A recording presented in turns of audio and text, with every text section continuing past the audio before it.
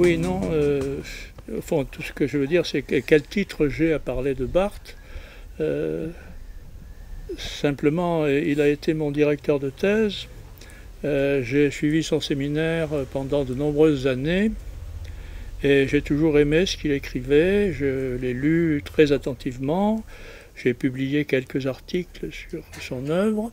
Et donc, quand Dominique Mazuet m'a proposé, à qui j'avais montré l'un de ses articles, m'a proposé de parler de Barthes, j'ai aussitôt obtempéré. Alors, comme il tient à ce qu'on parle du neutre, j'ai donc essayé de parler de Barthes à partir, non pas, parler du neutre comme sujet central, ce qui n'aurait pas de sens, mais partir du neutre pour parler de Barthes, si je puis dire. Et si je peux me permettre, oui. Il ne s'agit pas d'obtempérer, hein, non, une réputation de stalinien, etc. Mais c'était convenu entre nous. L'objet de départ, c'était quand même la sémiologie aussi. Hein. C'est la linguistique, oui. La sémiologie, c'était ce Barthes-là, dans lequel d'ailleurs oui. La problématique du neutre s'inscrit très logiquement. Tout à fait. Enfin bon, je vais parler un peu de tout ça. D'abord, rappeler très brièvement et très sommairement, surtout à l'aide de quelques citations de Barthes, puisque c'est encore ce qu'il y a de mieux, ce qu'est le neutre. Et j'envisagerai ensuite quelques points où se manifeste la question du neutre dans l'œuvre de Barthes. Je partirai donc de la question du pouvoir, telle que Barthes la pose, plus précisément la question de la place et de la fonction du pouvoir dans le langage, puisque se soustraire au pouvoir tel qu'il s'exerce dans le langage a sans doute été le sens constant de la démarche de Barthes tout au long de son œuvre, et le neutre, c'est ce qui déjoue le pouvoir, c'est même sa définition. J'appelle neutre, dit Barthes, tout ce qui déjoue le pouvoir. Au début de leçon, le texte de sa conférence inaugurale au Collège de France, qu'il a prononcé en 1977, Barthes constate qu'il y a du pouvoir partout.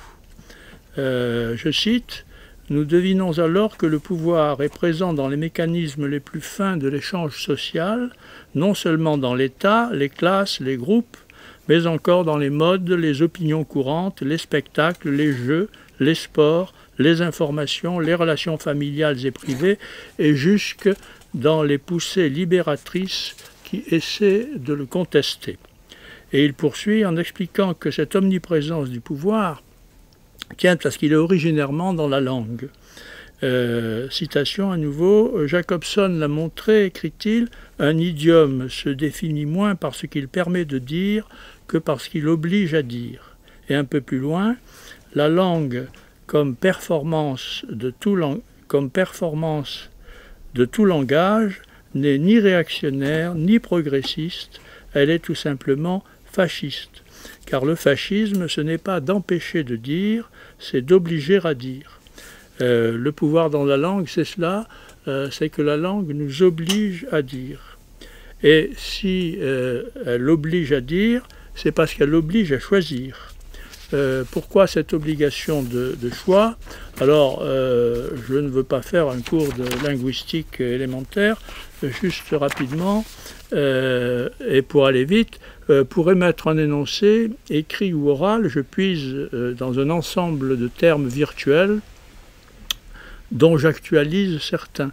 Cette réserve, appelée en linguistique paradigme, est organisée en système d'opposition binaire, de telle sorte qu'un terme n'a de sens que dans la mesure où il s'oppose à un autre terme.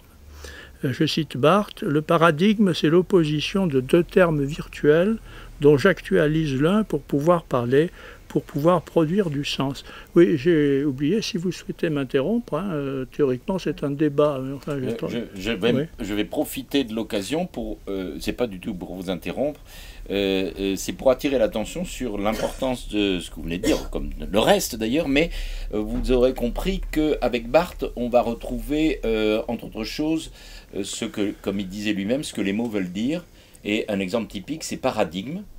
vous vous doutez bien que le mot paradigme tel qu'il est utilisé de manière à tort et n'importe comment aujourd'hui n'a pas grand-chose à voir avec ce que vient de vous expliquer Marc, et qui était une position linguistique très claire dans nos jeunes années. Voilà. Et ça vous permet de mesurer l'ampleur du délabrement intellectuel considérable qui fait que le mot paradigme est employé à tort et à travers aujourd'hui et il ne veut plus rien dire.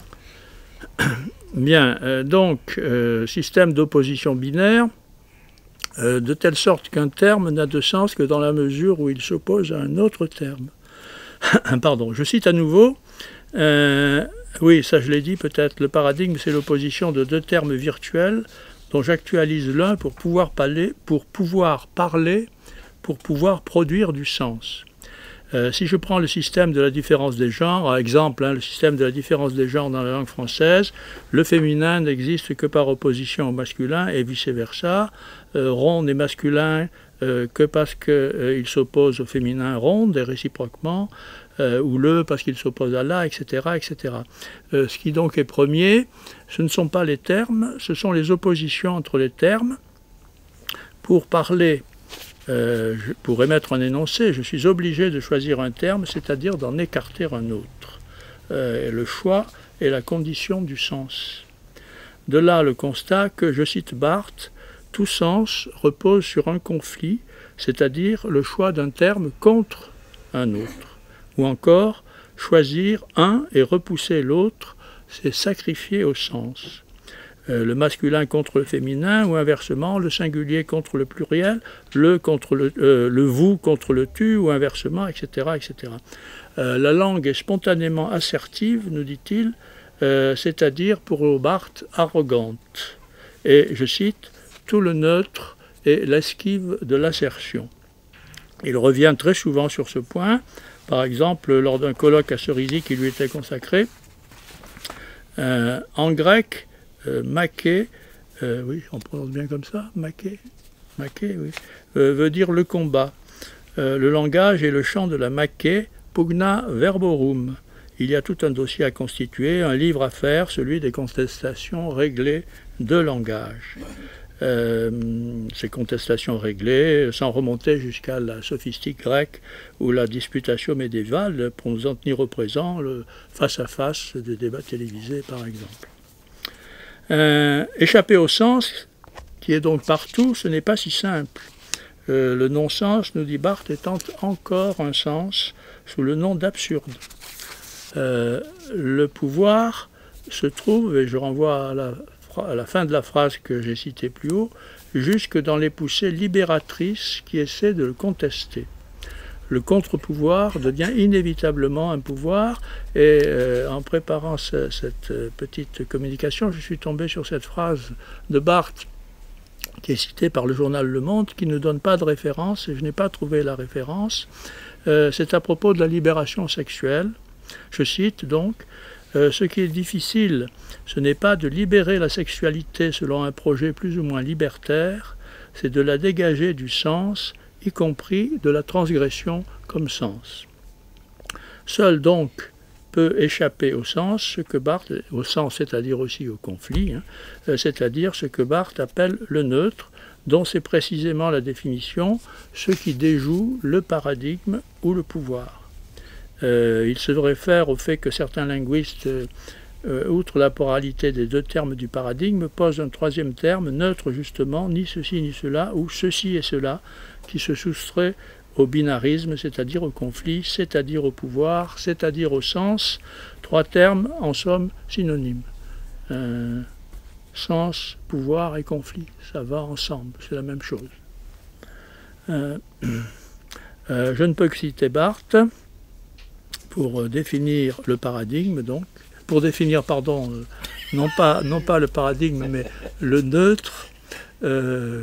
Si vous transposez, sous-entendu, ce que dit la linguistique, au plan éthique, parce que dans cette histoire de neutre, c'est fondamentalement une question d'éthique.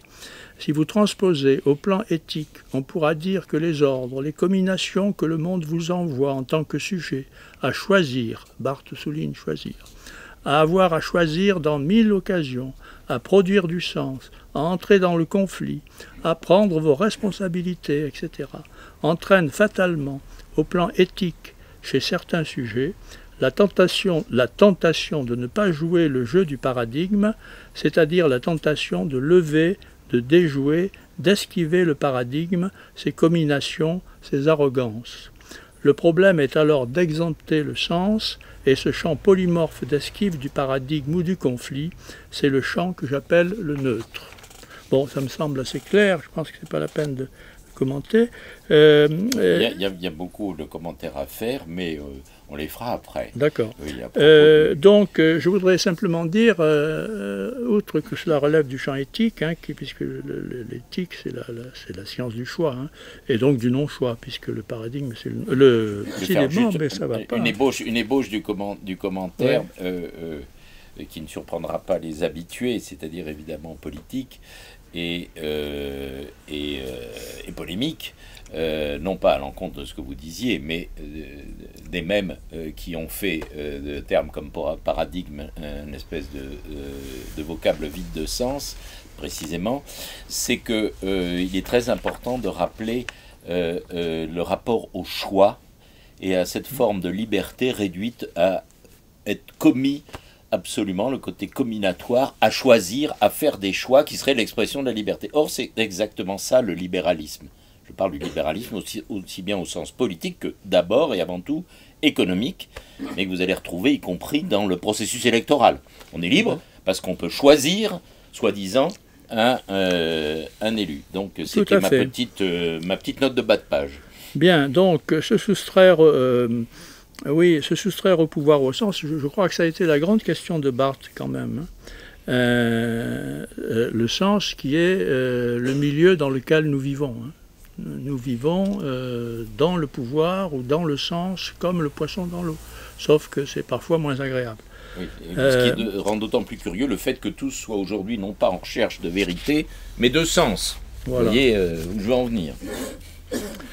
Donc, dire que c'est, je n'insiste pas, mais depuis le degré zéro de l'écriture, qui est son premier livre, je pense que se soustraire au pouvoir ou au sens a été la grande question de Barthes, celle qui traverse toutes ses œuvres jusqu'à la fin et donc jusqu'au neutre. Et le degré zéro, c'est au fond un autre nom du neutre. Alors je passe sur le degré zéro, on ne veut pas s'attarder. Et je voudrais en venir à la question dont je voudrais parler. En quoi l'œuvre de Barthes elle-même participe-t-elle de ce neutre qu'il étudie dans son cours, de plusieurs façons sans doute, mais il y en a une qui m'a particulièrement frappé. Au principe du travail de Barthes, il y a, me semble-t-il, la récusation de la distinction ou de l'opposition sujet-objet, qui est tout de même l'une des grandes oppositions qui participent du fondement de toute langue et de toute pensée. Au moins en Occident, parce que l'Orient c'est peut-être différent. Donc j'aborderai ça selon trois biais. Un biais stylistique d'abord, l'esquive, on va le voir sur le texte, enfin je vais lire quelques phrases, l'esquive de l'opposition je-il. Ensuite, la question de la lecture, qui est une question importante chez Barthes. Et enfin, l'usage de la notion de connotation, puisqu'il faut bien quand même, quand on parle de Barthes, parler de la connotation. Vous êtes bien de cet avis? Absolument. Et naturellement, évidemment, de la dénotation. Ah, ben si on parle de la connotation, ça va de soi, c'est le couple paradigmatique. C'est dialectique, si j'ose dire. Bien. Alors, donc, l'exemple le plus frappant de cette neutralisation de l'opposition je-il, c'est sans doute celui du Roland Barthes par Roland Barthes. Je ne sais pas si vous connaissez ce petit livre, sans doute. Malheureusement épuisé et indisponible. Sans ça, on l'aurait proposé. Où Barthes se désigne en utilisant tantôt le je, tantôt le il, soit d'un fragment à l'autre, soit dans le même fragment. Et moi j'ai été un peu surpris, au début je me suis longtemps demandé quand est-ce qu'il employait je et quand est-ce qu'il employait il.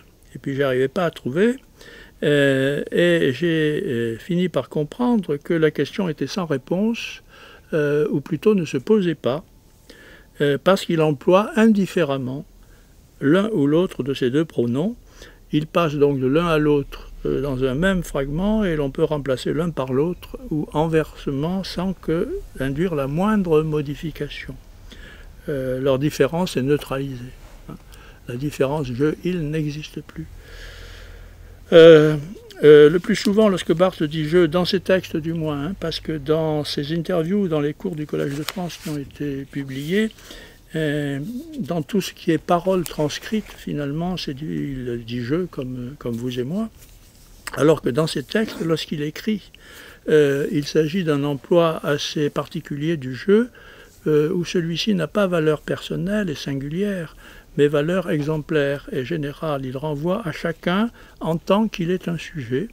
Il ne désigne pas tel sujet singulier, mais la singularité subjective en général, la subjectivité elle-même, si l'on peut dire. C'est l'usage classique.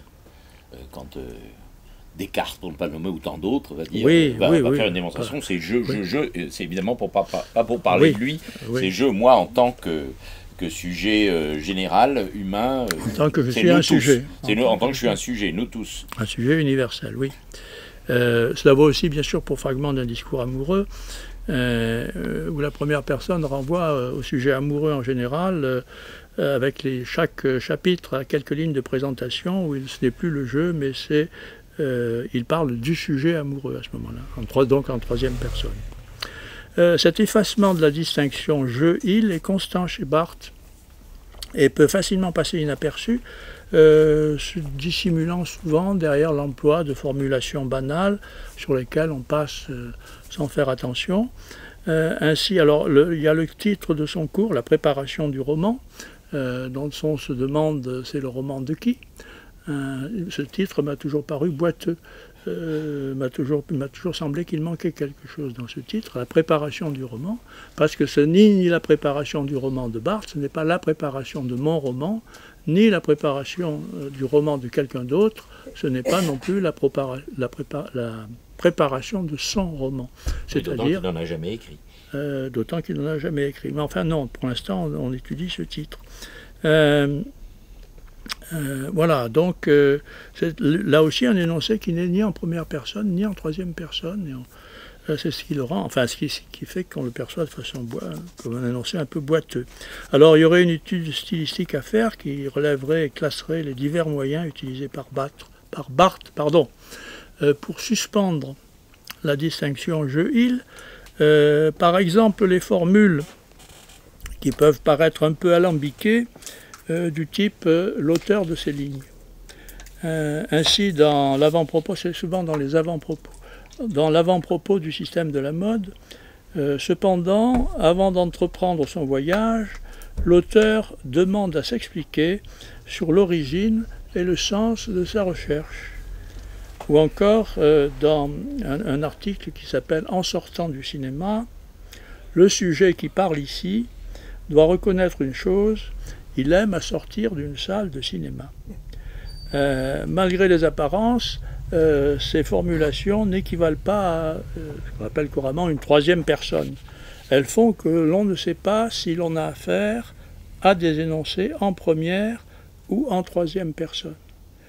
L'auteur qui demande à s'expliquer, est-il le même ou est-il un autre que celui qui nous dit que l'auteur demande à s'expliquer? Le langage objet est-il le même ou l'auteur qui relève du langage objet est-il le même que celui qui relève du métalangage? Voilà, oui, je ne retrouvais pas mon texte, je le dis beaucoup mieux que je viens de vous le dire. L'énonciateur du discours s'identifie-t-il ou ne s'identifie-t-il pas à l'énonciateur du métadiscours? Autrement dit, on retrouve est-ce que c'est un je ou est-ce que c'est un il? Alors, l'emploi du pronom on, c'est le même procédé, puisque on, c'est un impersonnel qui participe à la fois du nous ou du il, qui élude d'ailleurs aussi l'opposition singulier-pluriel ou encore masculin-féminin. Il est extrêmement abondant chez Barthes. L'usage des formes passives, là aussi extrêmement abondante, qui laissent en blanc le statut du sujet de l'énonciation. Les énoncés de mode seront cités sans référence, à la façon des exemples de grammaire. Ce qui sera noté, c'est à travers ces articulations postiches, la translation et la répétition des signifiés. Ce qui sera noté. Les exemples seraient innombrables d'un bout à l'autre de l'œuvre de Barthes, dans tous ses préfaces, avant-propos ou introductions. Bon, un dernier exemple, si vous le permettez. Je vous laisse le faire, mais je précise, sous votre contrôle, que ça a eu quand même beaucoup d'influence, cet artifice quasi rhétorique et stylistique, puisque, souvenez-vous, c'était devenu une mode chez beaucoup des intellectuels en vogue à l'époque, d'imiter cette manière très classique, en fait, de Barthes d'écrire. Cette confusion entre le métalangage et le texte dont on... C'est-à-dire, est-ce que celui qui tient le métalangage parle d'un autre ou parle de lui-même? Et cette confusion sujet-objet ou cette indistinction, plutôt, a donné pas mal de dérives, y compris ce qu'on a appelé la lecture symptomale, mais ça, on en parlera peut-être tout à l'heure si on a le temps. Allez, je donne un dernier exemple. La lecture symptomale qui était autant une abomination, et l'aurait été autant que, par exemple, aujourd'hui, s'il avait vécu, l'écriture inclusive pour Barthes l'aurait absolument horrifié. Il n'aurait pas aimé, parce que, comme il dit, la suppression de la transgression du sens est encore un sens. Bon, alors, un dernier exemple, parce qu'il est très frappant, c'est dans l'avant-propos du discours amoureux, du fragment de discours amoureux.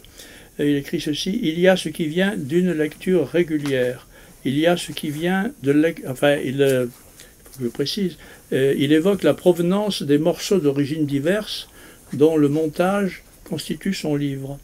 Et il écrit: il y a ce qui vient d'une lecture régulière, il y a ce qui vient de lectures insistantes, il y a ce qui vient de lectures occasionnelles, il y a ce qui vient de conversations d'amis.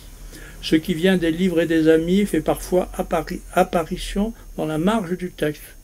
Le texte, on a vraiment l'impression qu'il parle du texte d'un autre, sous forme de noms pour les livres et d'initiales pour les amis.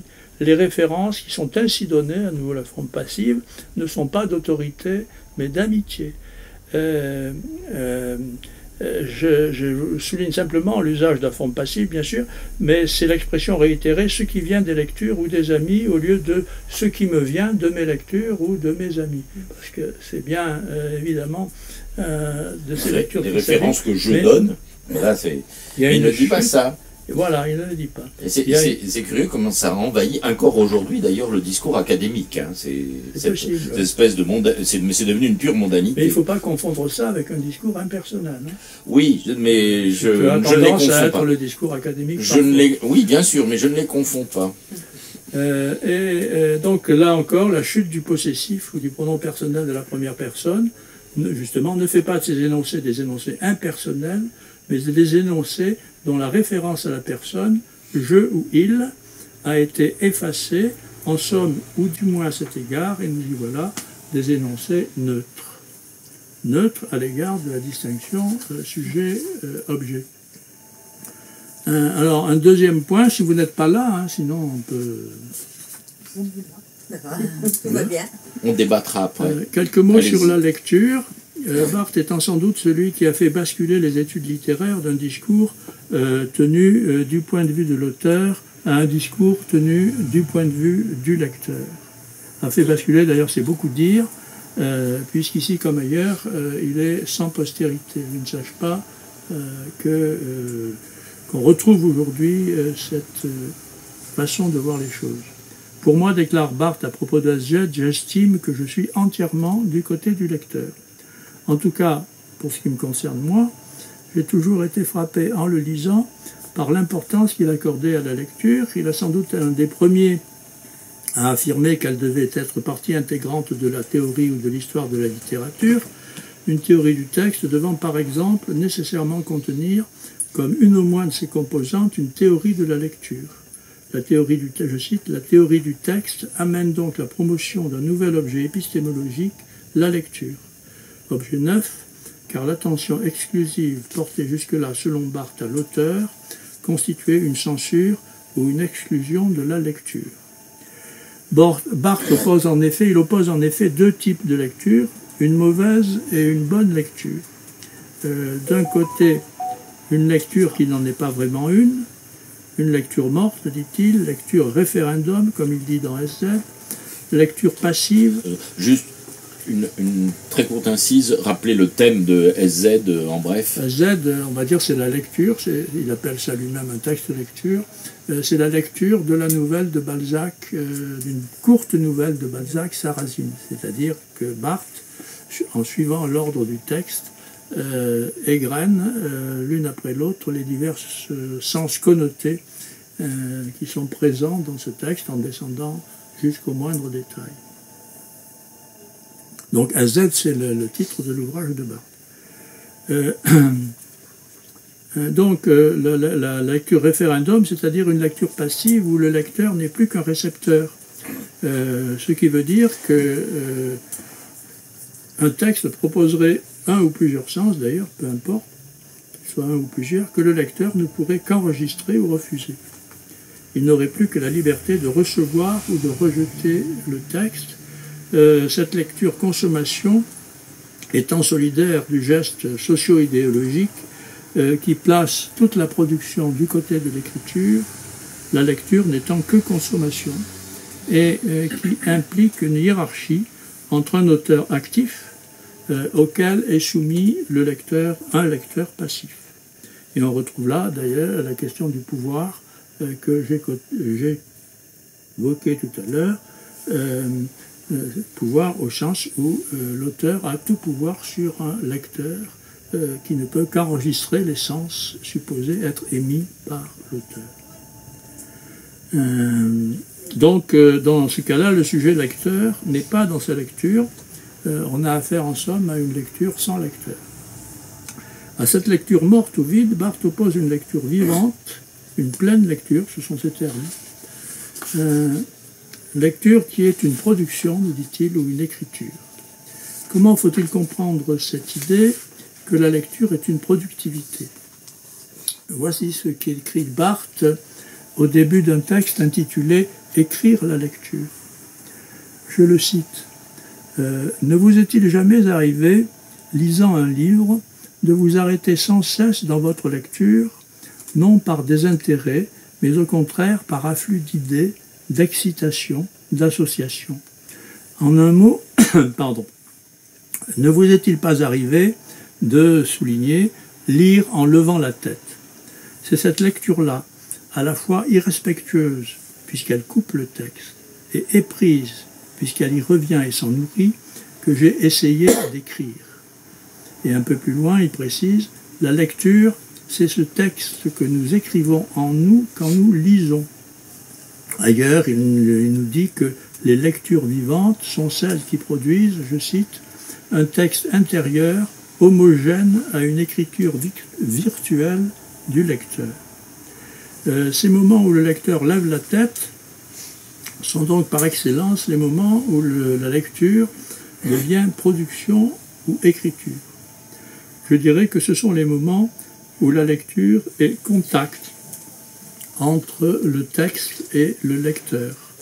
D'une part, en effet, ce sont les moments où le lecteur est atteint par le texte, est ébranlé par sa lecture, à la fois intellectuellement, affectivement et physiquement. Et je cite Barthes, dans la lecture, tous les émois du corps sont là, mélangés, roulés, la fascination, la vacance, où le lecteur atteint le texte, où cet ébranlement, ce retentissement de ma lecture en moi, constitue une perception adéquate de l'objet lu, c'est-à-dire une connaissance. Ce sont les moments où la lecture devient à la fois pleinement objective et pleinement subjective, pleinement objective parce que pleinement subjective, les moments où le retentissement est une connaissance. Les moments, en somme, où il faudrait dire que surgit une objectivité de la subjectivité. Il y a un paradoxe du passage que je viens de lire, c'est parce que le lecteur lève la tête, c'est-à-dire s'écarte du texte, revient vers lui-même, qu'en même temps, il s'en rapproche. Un double mouvement contradictoire, qui fait qu'il y a à la fois que cette lecture est une lecture à la fois pleinement subjective et pleinement objective. Et l'objet donc d'un livre comme SZ, nous y voilà, qui est qualifié de texte lecture par Barthes. Ce n'est ni la lecture de Barthes ni le texte de Balzac, mais la lecture de Barthes en tant qu'elle est adéquate au texte de Balzac. C'est l'adéquation de la lecture de Barthes au texte de Balzac, autrement dit son objectivité. Et elle reste tout de même en même temps pleinement la lecture du sujet Barthes. Enfin, la lecture en tout cas d'un sujet qui est en l'occurrence Barthes. Juste un mot très bref sur l'expression paradoxale « écrire la lecture », qui, vous l'avez noté, est le contraire ou l'envers de l'expression, disons, doxale, pour parler comme Barthes, l'expression normale selon laquelle on lit une écriture. Cette dernière formule, on lit une écriture, est limpide, distinguant nettement lecture et écriture, et les faisant se succéder, un auteur écrit, et ensuite un lecteur lit ce qui a été écrit. Ça va de soi, hein, comme dirait Barthes. Elle renvoie à la représentation commune donc, qui est la nôtre, concernant les rapports entre écriture et lecture, que j'ai évoqué ci-dessus, et bien sûr donc, au pouvoir de l'auteur que cette conception implique. L'autre formule, qui nous paraît brouillée, confuse, constitue une contraction de ces deux contraires qui rend simultané deux temps successifs, celui de l'écriture et de la lecture. Bref, tout ça pour dire que la formule suspend l'opposition écriture-lecture. Écrire sa lecture, c'est une façon de suspendre l'opposition écriture-lecture. Avant qu'on passe juste, oui. Rassurez-vous, non, mais tout le temps, non, juste une petite, vous comme ça, vous pouvez faire une pause. Ce qui a été dit là sur le rapport du sujet, de l'objet, etc., du rapport du lecteur à l'auteur, à l'écrivain, si j'ose dire, il faut se rendre compte que ça a eu énormément, là encore, d'influence à l'époque,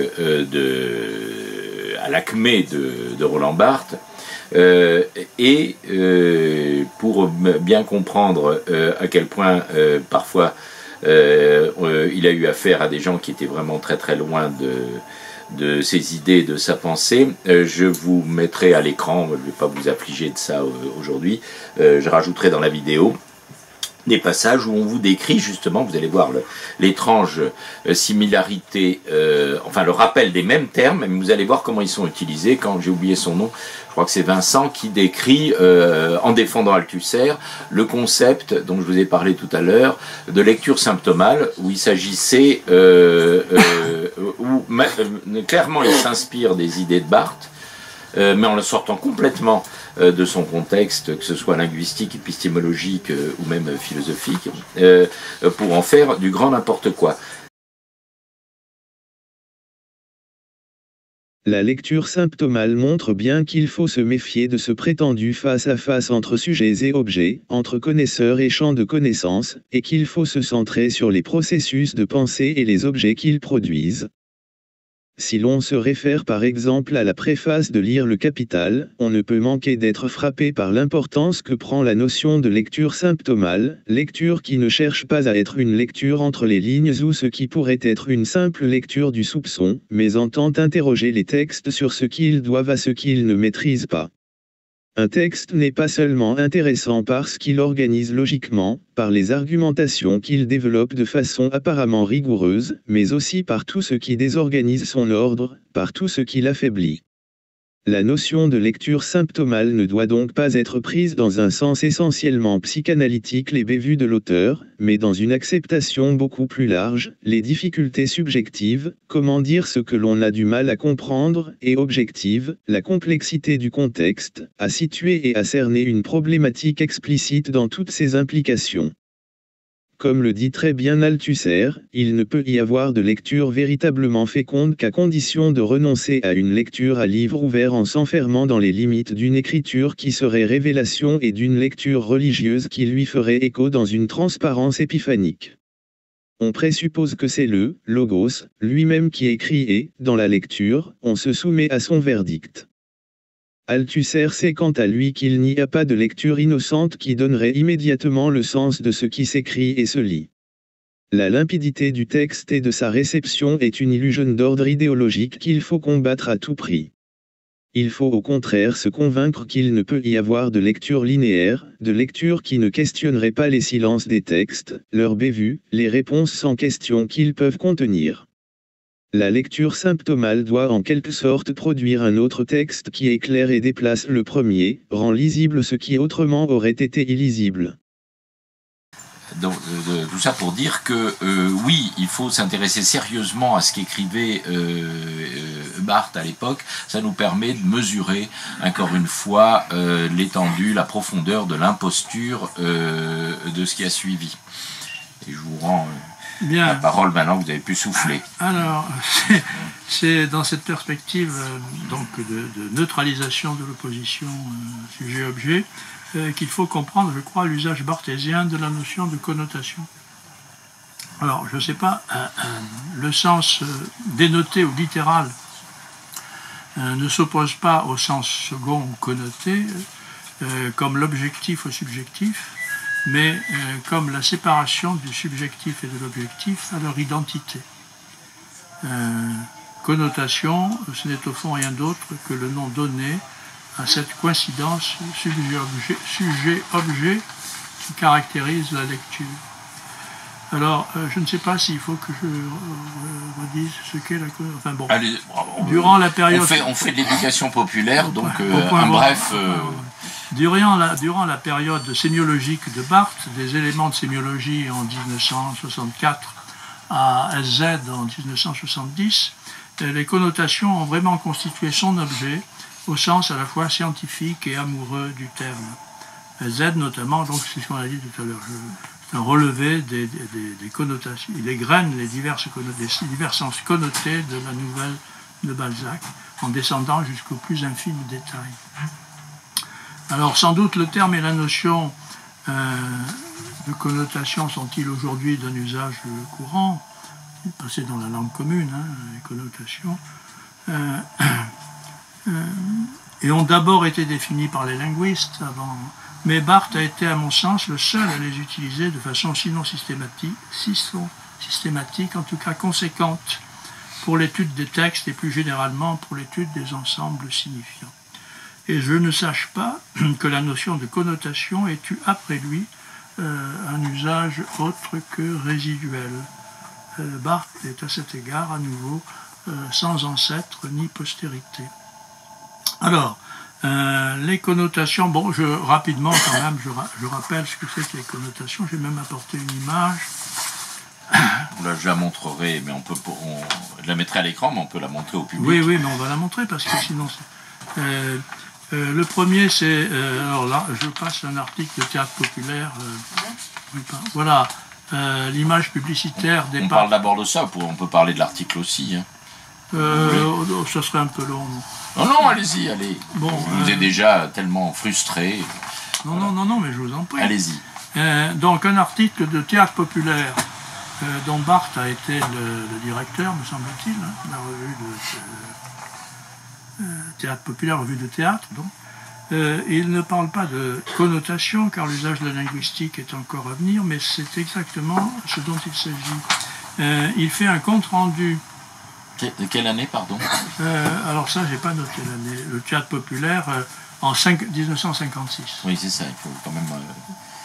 Il fait un compte-rendu de la mise en scène par Visconti de la Locandiera, excusez la prononciation, la Locandiera de Goldoni. Cette mise en scène a été critiquée en France et Barthes s'en prend aux mises en scène françaises de la Locandiera, particulièrement à la dernière, nous sommes en 1956, une mise en scène due à Laurent Génie. Je cite Barthes. Alors, la Locandiera de Génie résumait assez bien toutes les Locandieras françaises. Un style qui a tous les signes spectaculaires de la vivacité, sinon la vivacité elle-même, des couleurs acides, comme si l'acidité était fatalement le mode coloré de la rapidité, des vallées prestes qui ne peuvent porter un plat, toujours vide d'ailleurs, sans faire des cabrioles. Bref, la rhétorique de ce que l'on croit être encore en France, l'italianité. Alors, j'utilise le langage de la sémiologie, je dirais que le sens connoté de la conjonction, de la vivacité des couleurs acides, de la prestesse des vallées, le sens connoté, c'est l'italianité. Et non pas l'Italie, mais je ne veux pas m'étendre là-dessus. Voilà d'où le... Alors, Panzani, Barthes écrit ceci, voilà la publicité pour les pâtes Panzani. L'idée qu'il s'agit dans la scène représentée d'un retour du marché, ce signifié, alors le signifié de connotation, ça serait le retour du marché. Oui, le filet à provision. Avec le filet à provision. Ce signifié implique lui-même deux valeurs euphoriques, celle de la fraîcheur des produits et celle de la préparation purement ménagère à laquelle ils sont destinés. Son signifiant est le filet entrouvert qui laisse répandre les provisions sur la table comme au déballé. Pour lire ce premier signe, il suffit d'un savoir en quelque sorte implanté dans les usages d'une civilisation très large où faire soi-même son marché s'oppose à l'approvisionnement expéditif, conserve, frigidaire, à une civilisation plus mécanique. Donc, le filet, les provisions, entre guillemets, qui se déversent sur la table, le signifiant c'est cela, et le signifié c'est la scène ménagère avec les deux valeurs qui sont les... Non, excusez-moi. C'est la préparation ménagère ainsi que la fraîcheur des produits et tout cela englobé dans le retour du marché. Voilà. La connotation, grosso modo, c'est le retour du marché. Et par ailleurs, pour la même image, il note que, par exemple, la profusion et la condensation des produits, le fait qu'il y en ait beaucoup et qu'ils soient condensés les uns contre les autres. On est au début de la société de consommation. Se souvenir que c'est le début de la société de consommation. Donc la connotation, c'est l'abondance. Alors je passe sur l'italianité n'est pas l'italien, on pourra en parler si vous voulez. Bon, contrairement au sens dénoté et littéral, qui a une existence objective, ce sens connoté est improbable au sens propre, on ne peut prouver son existence. On peut tomber d'accord quant à la justesse de l'analyse de Barthes, mais c'est un accord entre sujets, on ne peut démontrer cette justesse objectivement. La lecture des connotations est donc chose subjective. De là les critiques qu'eut à subir Barthes de proposer des interprétations subjectives, que ce soit pour les textes littéraires ou pour autre chose. La critique, c'est « Ah, mais c'est subjectif hein. ». Vous avez certainement entendu ça. C'est pourquoi d'ailleurs il parle de l'objectivité du sujet, subjective. Parce qu'objectivement, le sujet doit bien reconnaître qu'effectivement il y a cette connotation. Donc, de là les critiques qu'eut à subir Barthes, Picard, etc. Les critiques qu'eut à subir Barthes de proposer des interprétations subjectives, ce qui, pour les dits critiques, signifiait qu'elles étaient sans rapport avec leur objet. Si l'on critique une interprétation en disant c'est subjectif, cela signifie que ce n'est pas objectif. Et repose donc sur l'idée qu'objectivité et subjectivité sont exclusives l'une de l'autre. De là, les accusations qui ont été proférées contre Barthes de délire, de dire n'importe quoi, ceux dont les critiques de Barthes ne se sont pas privés. Il délire cet homme. Qui était-il? Alors, les critiques. Oui. Il y avait, c'était en 1900, je ne sais plus quand date son livre, un professeur de Sorbonne. Je n'ai pas apporté le texte, il y avait un pamphlet. Un propos très drôle, oui j'arrive, un propos très drôle de Barthes sur le professeur de Sorbonne. Mais c'était un professeur de Sorbonne du nom de Raymond Picard, qui avait écrit un livre intitulé... Qui fait des surgelés actuellement. Je ne sais pas si ça a un rapport. Ça s'appelait Nouvelle critique ou Nouvelle imposture. Mais ça prenait... c'était une critique de l'ensemble de la nouvelle critique. Et à l'intérieur, surtout de Barthes. Au nom de... Il est sujet d'ailleurs, tel mot, regardez, ça ne signifie pas ce que dit M. Barthes, etc. Il y avait aussi l'interdit de la critique psychanalytique. Voilà, c'est important oui, aussi ça, effectivement, parce que c'était sous-jacent, il y avait une forte... On est à la fin des années 50, donc ça va pas mal changer, parce qu'il va y avoir une énorme influence de Barthes qui va triompher assez facilement de ce genre d'opposition. A répondu à ce pamphlet par un texte qui s'appelle, un livre qui s'appelle Critique et vérité. Oui, voilà. Et puis il y a eu ensuite deux auteurs qui s'appellent, deux universitaires, Thomas Pavel et Claude Brémond, qui ont écrit un livre, c'est beaucoup plus récent, mais c'est quand même 30 ans à peu près après Z, un livre dirigé contre Z. Et eux, ils ont rétabli le véritable sens de la nouvelle de Balzac, qui bien sûr avait été trahi par Barthes. Et notamment, Barthes avait parlé de la mort de l'auteur, mais quoi de plus tangible que l'existence d'un auteur, etc., etc. Donc il faut bien comprendre qu'il y a eu, merci Marc Buffat de nous rappeler ce qu'était vraiment Roland Barthes, sémiologue, linguiste, etc., parce que il y a une énorme imposture qui a complètement disqualifié tout ça. Je voulais insister, on pourra le lire après à propos des connotations pour vous montrer, donner une idée de l'actualité. Il n'est pas dans la... Ah ben il est là, je vous l'emprunte une seconde. Ça c'est un des textes majeurs évidemment de Barthes, Mythologie. Oui, vous allez comprendre tout de suite, ça fait 3 pages je crois. Lisez le passage, le texte sur l'abbé Pierre. Là-dedans. Et vous le mettez en rapport avec l'idée de connotation, etc. Et vous allez voir comment Barthes nous décrit l'abbé Pierre, mais purement les connotations, justement, de l'abbé Pierre. Ça a été évoqué dans l'actualité. Ah oui, j'ai pas fait attention. Le mythe de l'abbé Pierre dispose d'un atout précieux, la tête de l'abbé. C'est une belle tête qui présente clairement tous les signes de l'apostolat. Le regard bon, la coupe franciscaine, la barbe missionnaire, tout cela complété par la canadienne du prêtre ouvrier et la canne du pèlerin. Ainsi sont réunis les chiffres de la légende et ceux de la modernité. La coupe de cheveux, par exemple, à moitié rase, sans apprêt et surtout sans forme, prétend certainement accomplir une coiffure entièrement abstraite de l'art et même de la technique, une sorte d'état zéro de la coupe.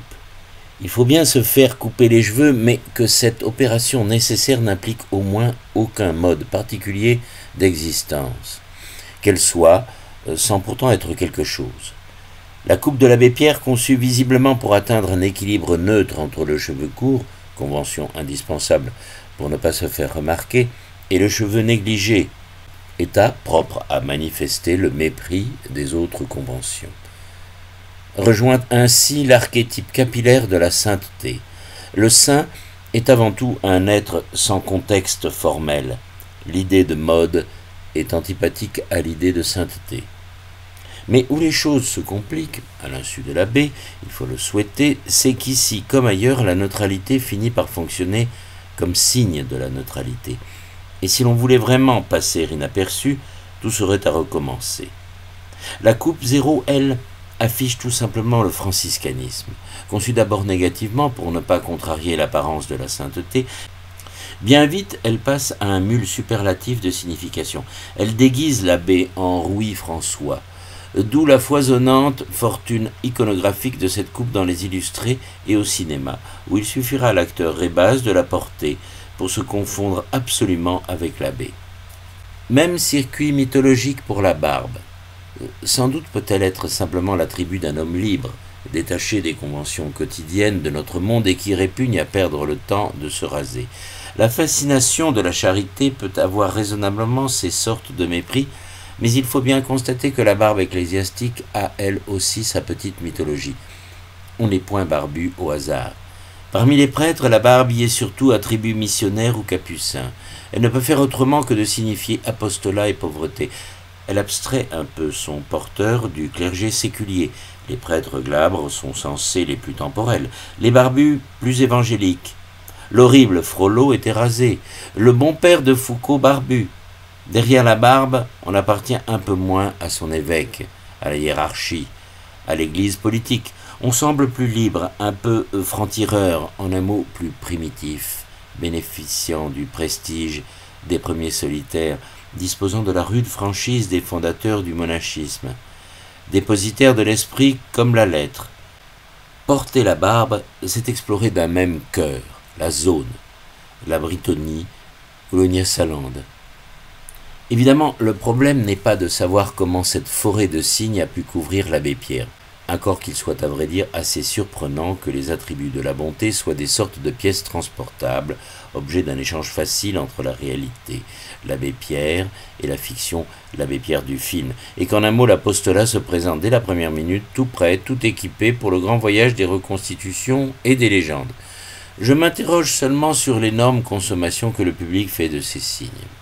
Je le vois rassuré par l'identité spectaculaire d'une morphologie et d'une vocation, ne doutant pas de l'une parce qu'il connaît l'autre, n'ayant plus accès à l'expérience même de l'apostolat que par son bric-à-brac, et s'habituant à prendre bonne conscience devant le seul magasin de la sainteté. Et je m'inquiète d'une société qui consomme si avidement la fiche de la charité qu'elle en oublie de s'interroger sur ses conséquences, ses emplois et ses limites. J'en viens alors à me demander si la belle et touchante iconographie de l'abbé Pierre n'est pas l'alibi dont une bonne partie de la nation s'autorise, une fois de plus, pour substituer impunément les signes de la charité à la réalité de la justice. Et il y a aussi, comme pamphlet, le petit Roland Barthes sans peine. Oui, et puis il y a en plus un certain Pommier, PO 2 amis ER, dont je ne sais pas ce qu'il fait. Qui a écrit aussi de façon très... C'est toujours... ce qui est frappant, c'est que c'est extraordinairement virulent.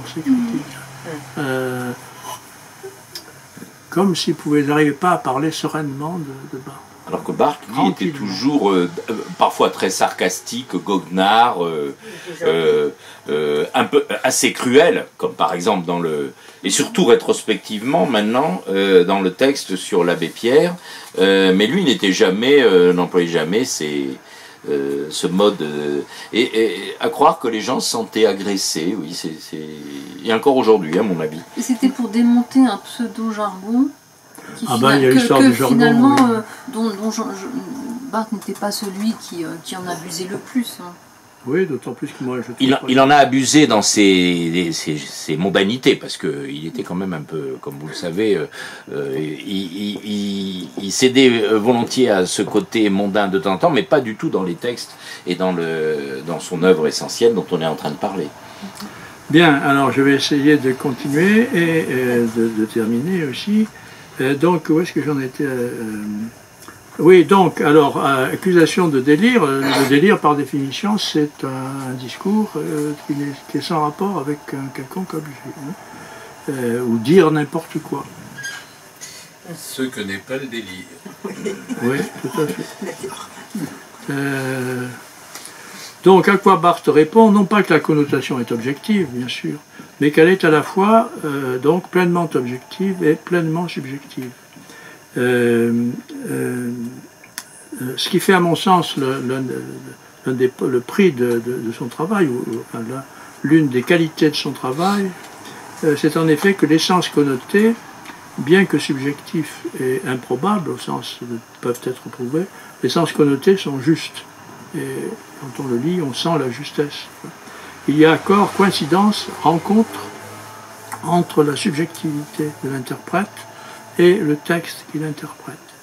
Et au fond, connotation, sens second, parfois symbolique, c'est les noms divers que Barthes donne à cet accord ou à cette rencontre. Voici ce qu'il écrit dans SZ. Il ne faut restreindre en rien cette relation, c'est la connotation. Il ne faut restreindre en rien cette relation, sauf seulement à ne pas confondre la connotation et l'association d'idées. Celle-ci, c'est-à-dire la connotation d'idées, renvoie au système du sujet. Celle-là, la connotation, a une corrélation immanente au texte d'abord au singulier, ensuite au pluriel. Donc, bien qu'il distingue soigneusement connotation et association d'idées, je je ne pense pas qu'il faille tirer ce passage dans le sens d'une séparation, d'une opposition de l'objectif, qui serait du côté de la connotation, et du subjectif, qui serait du côté de l'association d'idées. L'idée en est plutôt, me semble-t-il, que si l'association d'idées, la connotation est sans doute subjective, mais renvoie cependant à ce que Barthes appelle un sens immanent au texte, c'est-à-dire présent dans l'objet. Les connotations, c'est au fond cette part des interprétations ou des associations qui est dotée d'objectivité, cette part du sujet qui correspond à l'objet. Et c'est cette correspondance qui constitue, j'en dirais un mot pour terminer, au fond, le bonheur des textes de Barthes. Cette part du sujet qui correspond à l'objet, qui est dotée d'objectivité. La connotation, c'est l'association d'idées en tant qu'elle est objective, rien d'autre donc que la surface de contact entre le sujet et l'objet. Et ça, évidemment, dans toute l'œuvre de Barthes, tant qu'il a utilisé la notion de connotation, c'est-à-dire grosso modo jusqu'à S7. Bien voilà, je conclus rapidement. Il me semble que ce qui fait le prix de l'œuvre de Barthes, c'est donc entre autres cette suspension de l'opposition sujet-objet, dit autrement, cette alliance d'une connaissance et d'un bonheur. Il y a une scientificité du discours barthésien. J'imagine, si je disais ça dans d'autres contextes, les gens bondiraient. Il y a une scientificité du discours barthésien, une exactitude ou une adéquation à l'objet qui fonde sa clarté, sa transparence, son évidence, toutes caractéristiques qui ne sont pas pour rien dans son succès. C'est un discours qui communique. Alors, moi, quand on me parle de jargon, je veux bien, mais enfin... et cette connaissance est aussi un bonheur dans la mesure où elle ne se fait pas au détriment de la subjectivité, mais se fonde au contraire sur un accord, au sens à la fois psychologique et musical du terme, entre le sujet et l'objet. Alors, juste pour terminer, beaucoup de commentateurs, disons, distinguent selon le titre d'un article d'Antoine Compagnon, de Barthes. Son article s'appelle « Les deux Barthes ». Enfin, ce n'est pas un article, c'est la préface ou l'introduction à la Troisième République des Lettres. Donc, de Barthes, ça veut dire un Barthes de la sémiologie, un Barthes scientiste, entre guillemets, ou plutôt prétendant à la science, car on ne lui accordait en ce domaine que des prétentions, et un Barthes tourné vers lui-même et plus généralement le vécu ou la subjectivité. Le Barthes d'après le plaisir du texte. Il y aurait donc deux Barthes. Et généralement, ce second Barthes, c'est-à-dire celui de la subjectivité, est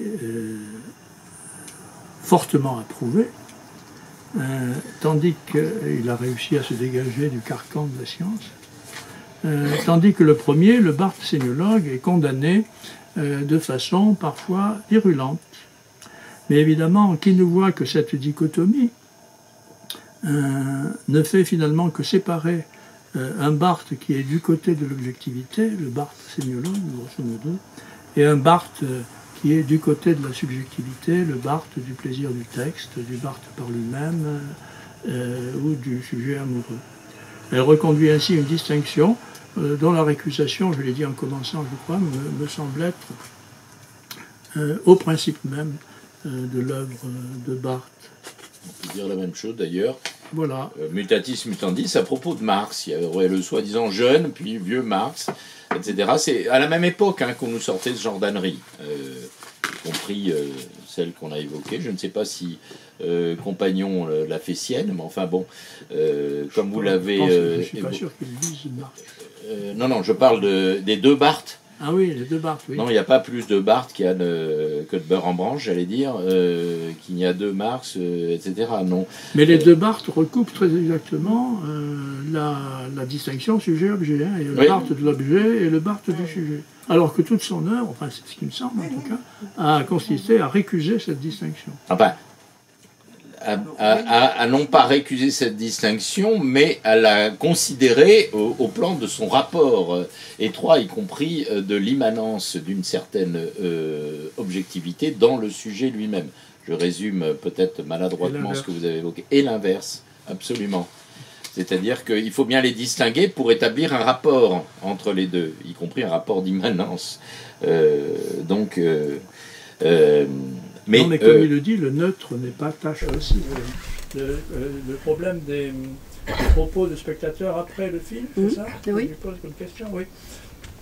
Alors, dire d'abord que, au fond, je crois que Barthes n'aimait pas beaucoup le cinéma, et que d'ailleurs, malgré les spécialistes de cinéma qui ont essayé de le tirer vers eux, la seule fois où il a parlé de cinéma de façon assez longue, c'est à propos d'Eisenstein, mais à propos des photogrammes d'Eisenstein, et non pas à propos d'un film, en prenant la succession des photogrammes.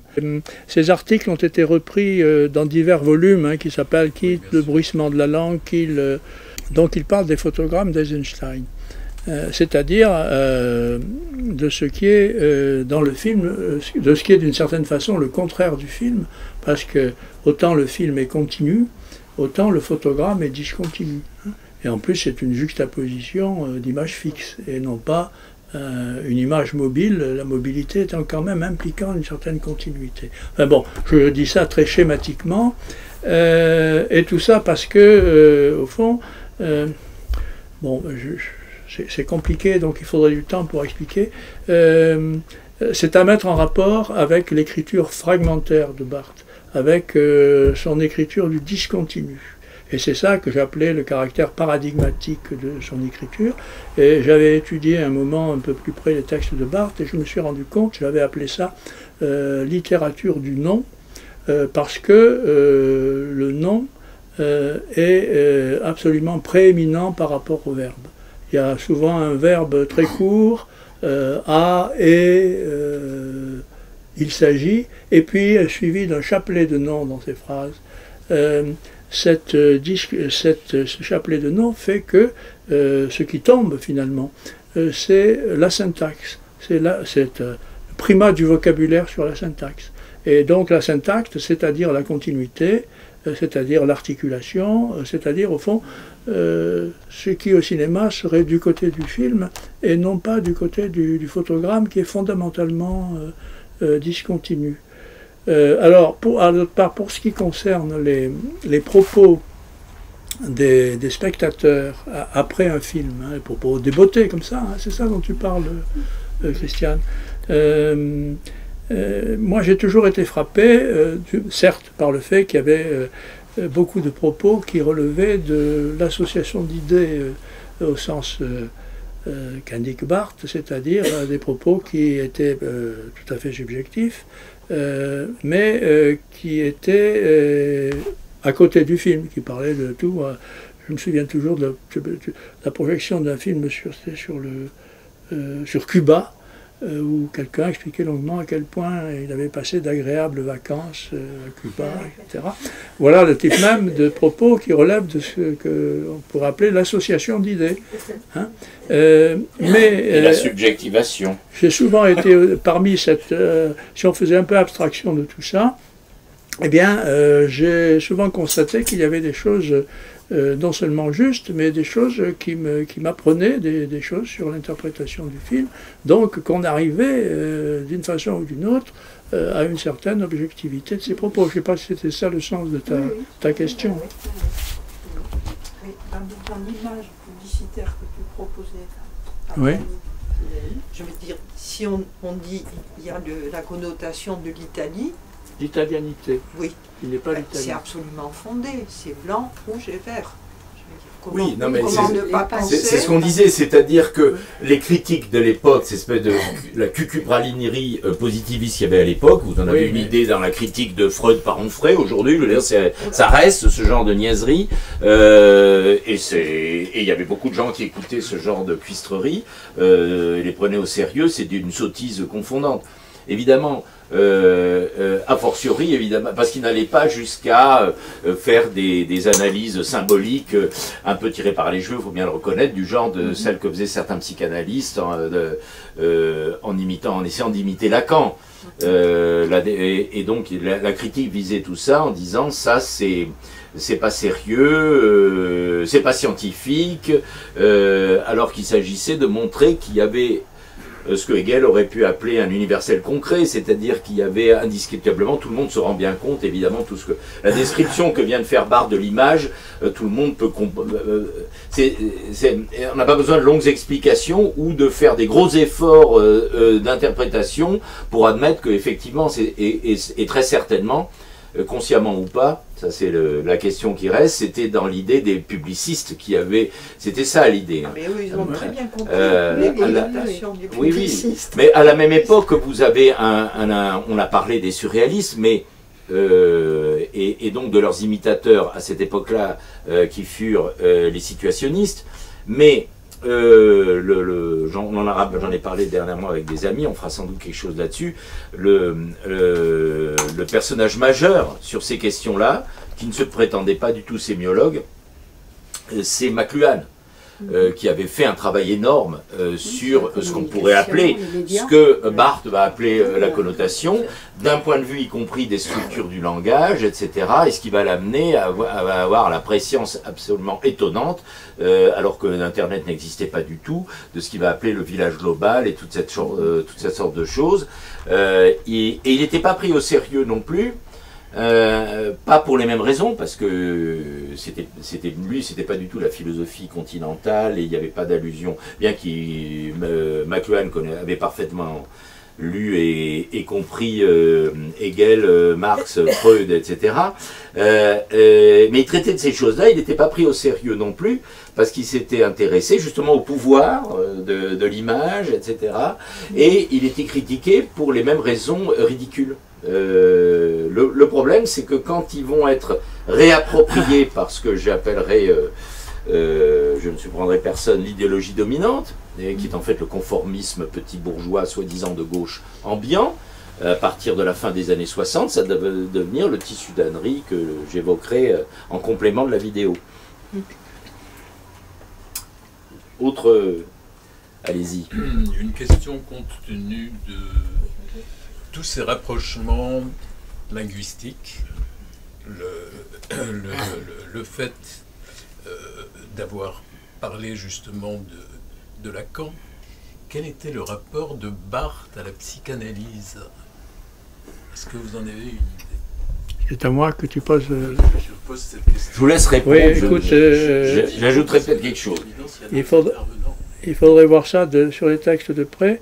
Il avait un rapport... Enfin, il avait un usage plus que de la psychanalyse elle-même, au sens d'un ensemble structuré, d'un certain nombre de notions psychanalytiques, l'Oedipe, etc., qui parlaient dans ces textes. Mais il définissait lui-même son rapport à la psychanalyse comme un rapport incertain. C'est-à-dire qu'il ne faisait pas de la critique psychanalytique, qu'il utilisait la psychanalyse, ou qu'il utilisait telle ou telle notion de la psychanalyse, se débarrasser des concepts connexes, quand le besoin s'en faisait sentir, et tout en approuvant hautement la psychanalyse, tout en n'étant absolument pas hostile à la psychanalyse, mais enfin, disons, un peu distancié. Il faut dire qu'encore une fois, ça a été... Pardon ? C'était absolument l'ère du temps. À la fin des années 50, enfin, à la fin des années 60 surtout, tout était psychanalytique. Hein. En 68, tout est politique, tout est psychanalytique. Il y a une espèce d'effet massif de mode. Et donc de mondanité des intellectuels autour de ça. Alors là, il faut trier le bon grain de livrer. Lacan va avoir une influence colossale qu'on n'imagine plus aujourd'hui pendant toute cette période, hein, sur à peu près tout le monde. Hein. Il remplace totalement les grandes figures, y compris celle de Sartre, comme on dirait influenceur aujourd'hui, mais enfin intellectuel majeur, et dans le monde entier. Hein. Là, je parle de Lacan, qui a eu beaucoup plus d'écho, d'influence que Barthes, par exemple, à l'étranger, y compris. Hein, ce mouvement, cette remise au goût du jour du structuralisme portée par des gens beaucoup plus douteux en termes de scientificité, du genre Lévi-Strauss, voire, ou dans le domaine la linguistique, quand même, qui va inspirer Barthes Jacobson ou des mecs comme ça. Ça va donner, y compris le structuralo-marxisme, le freudo-marxisme, des choses comme ça, qui résulte de beaucoup de confusion liée à cette espèce de vogue et de mode qu'il y avait à l'époque. Alors je pense que une des raisons, bien que lui-même était assez sensible aux modes et au côté mondain, mais pour d'autres raisons, c'était pas son truc en plus, ça, à Barthes, hein. Mais c'était absolument impossible de mettre ça de côté. Il faut se rendre compte de ça à la fin des années 60. Hein, la psychanalyse s'est tombée. Il est important de le rappeler parce qu'aujourd'hui on n'a pas la moindre idée de à quel point c'était central, y compris dans les dîners en ville, partout. On a le retour de bâton. Alors, ça fait un moment qu'on a le retour de bâton. Une petite anecdote s'agissant de Barthes et de la psychanalyse, que j'ai lu dans un texte de Barthes, mais je ne sais plus, je n'ai pas pu retrouver lequel. On va retrouver aussi, je me suis demandé si je n'avais pas inventé, mais vraiment je ne crois pas avoir inventé. C'est que donc Barthes, déjà d'un certain âge, disons, avait commencé quelques séances de psychanalyse avec Lacan. Il raconte comme Althusser, comme tout le monde à l'époque. Oui. Hein, c'est le côté mondain. Et puis dit-il, je suis parti parce que j'ai eu l'impression d'un vieux schnock parlant à un vieux con. Voilà, c'était ça la petite anecdote. C'était dit avec beaucoup d'humour, hein, beaucoup de... Bon, oui, bah voilà, le rapport de Barthes à la psychanalyse, c'est ça. Non, mais tu voulais dire quelque chose Non, je voulais dire que c'était une belle fin d'analyse. Non, mais je crains que ce soit seulement au bout de quelques séances, hein, oui, 2 ou 3 ou 4. Ben, Nicole peut en parler, puisqu'elle l'a bien connu, Lacan. Compter sur Lacan pour se Oui, c'était payant. C'était payant, bien sûr. Bah, sinon, c'est pas une... Avec Lacan. Oui, ben ça, je ne sais pas s'il l'a raconté, enfin, de toute façon. Non, il n'a pas parlé d'argent, c'est la seule Avec anecdote. Lacan, tout était payant et chèrement. Oui. Oui, mais ça, c'était un des trucs. Mais enfin là, on va s'écarter du sujet Barthes, Oui, etc. On aura certainement l'occasion. On en parle dans notre revue, notamment. Je vais vous la montrer. Le témoignage de Nicole, où il est beaucoup question de ça, qui est une de nos. Vous savez que nous devenons une maison d'édition, oui. Et ça va vous intéresser. Vous n'avez pas lu l'établi? Si, je l'ai. L'établi Oui, l'établi de Nicole. C'est vous? Oui, c'est moi. Mais je vous ai pas lu. Il est là. Il est en vue chez moi. Vous l'avez acheté? Bon, donc il y a une partie des réponses à vos questions là-dedans. C'est Nicole comment? Linhart. Ah oui. C'est la fondatrice de la gauche prolétarienne, l'épouse de l'établi. Ah ben, alors je vous invite, à défaut, là c'est un livre qui peut être dédicacé ce soir si le sujet vous intéresse. Et c'était le premier numéro de la forme revue de propagande. Et il est là, elle peut vous le dédicacer. Et il est beaucoup de questions de ce dont nous venons de parler dedans, justement. Et là, l'avantage, c'est qu'on peut éventuellement vous le dédicacer au moment qui ne va pas tarder, où vous allez être soulagé parce que je vais vous amener la collation.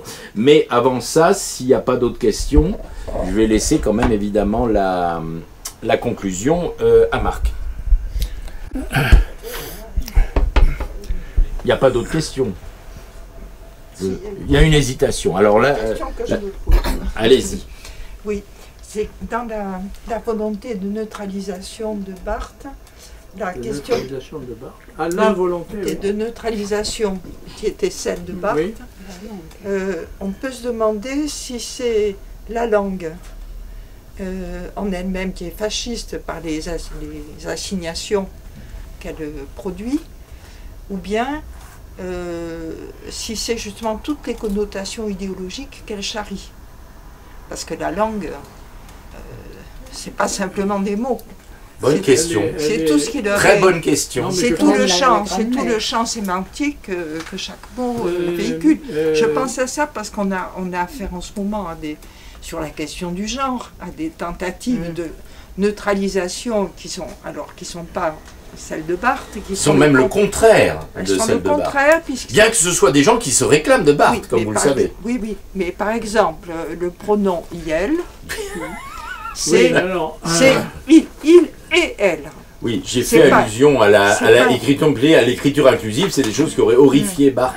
Mais pourtant, ce sont des gens qui considèrent Barthes comme un de leurs précurseurs. Oui, alors parce qu'il a posé cette question, justement, du pouvoir de la domination qui s'exerce par la langue. Mais maintenant, est-ce que c'est la langue elle-même Pour Barthes, c'est la langue, oui. Oui. C'est pas les connotations. C'est pas seulement les connotations.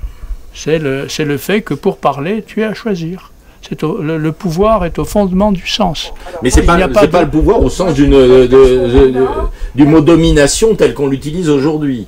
C'est le fait qu'il y a... c'est combinatoire, comme ça a été dit fort justement, aussi bien par Barthes que et c'est un pouvoir qui s'exerce, bien entendu, vis-à-vis de l'auditeur ou du lecteur, mais aussi vis-à-vis de celui qui parle, de celui qui utilise la langue. C'est pas un pouvoir de manipulation. Non, mais tout à fait. Et par exemple, au vu de la bisexualité humaine, c'est vrai que ça n'a pas tellement de sens de parler au féminin ou au masculin. Alors voilà à quoi ça me fait penser. C'est la phrase que je citais tout à l'heure, ce qui est difficile, ce n'est pas de libérer la sexualité selon un projet plus ou moins libertaire, c'est de la dégager du sens, y compris de la transgression comme sens. Yel, c'est typiquement un sens qui s'oppose à un autre. C'est une unité, c'est-à-dire que c'est encore un sens, c'est toujours un sens. Donc on est encore sous la domination du sens. Et Dieu sait que les mouvements féministes ne sont pas neutres. Le Yel, c'est pas spécialement les mouvements féministes, ça c'est encore autre chose. Oui, enfin l'écriture inclusive, cette forme d'écriture inclusive. Les mouvements féministes, c'est surtout la contestation du fait que le neutre en français c'est le masculin. Voilà, c'est surtout ça qui leur pose un problème. C'est un neutre qui est sursignifié, qui est affiché, et qui donc constitue un sens lui aussi. Autant que le il, elle. Vous n'êtes pas satisfaite de la réponse. Je pense que le problème, c'est est-ce que c'est le fait qu'on n'échappe pas à la signification, à un sens, ou est-ce que c'est le fait qu'on est sans arrêt assigné dans des sens imposés, connus, idéologisés, etc. C'est ça la question. Je dirais, pour faire le rapprochement avec la psychanalyse qu'on a évoquée, c'est plutôt qu'on refoule. Vous savez, c'est ce qui fait que c'est mon allusion au fait qu'ils sont tous en recherche de sens parce qu'ils ne sont pas du tout satisfaits du sens qui est pour eux immédiatement et spontanément connoté par le type de discours auquel ils sont confrontés. Et assigné. Alors assigné, pas nécessairement justement. C'est bien le problème, puisque d'ailleurs ils le refoulent. Oui. Et le problème, c'est qu'ils le refoulent pas du tout parce qu'ils y sont assignés. Mais c'est parce que ils le refoulent justement. C'est le refoulement typique freudien. C'est ça leur problème. Et c'est pour ça qu'ils sont tous en recherche de sens. Ils en voudraient un autre, plus réenchanteur, si vous voulez, si je peux me permettre. C'est peut-être un refus plus qu'un refoulement, en l'occurrence. Ah bah c'est le refoulement, c'est un refus. Hein. Oui. On va pas faire du Hegel à deux balles, mais enfin là on est dans la négation. Mais la première, on est loin de du moment de la double négation et de son retournement positif. On est dans le non de départ, on n'accepte pas, mais après on n'accepte pas de se nier soi-même. C'est bien, et c'est pour ça d'ailleurs que pardonnez-moi, ça prend qu'une seconde, la référence à Lacan, vous savez, le fameuse grande névrose dépressive qui guette la petite bourgeoisie, c'est exactement ce qui s'est produit, qui passait du fait qui confondent l'imaginaire avec le symbolique. Non, je vais dire des choses un peu grossières face à un psychanalyste, je suis presque honteux. Moi, je ne suis pas du tout psychanalyste. Non, mais monsieur... Ah, bah pardon. Pardonnez-moi. La différence entre le... que la petite bourgeoisie qui est atteinte de dépression. Entre le refus... non, mais je veux dire, c'est devenu extrêmement vaste, parce que la classe moyenne, c'est actuellement 90% du corps électoral. Oui, non, je disais simplement que la différence, puisque Dominique, vous disiez...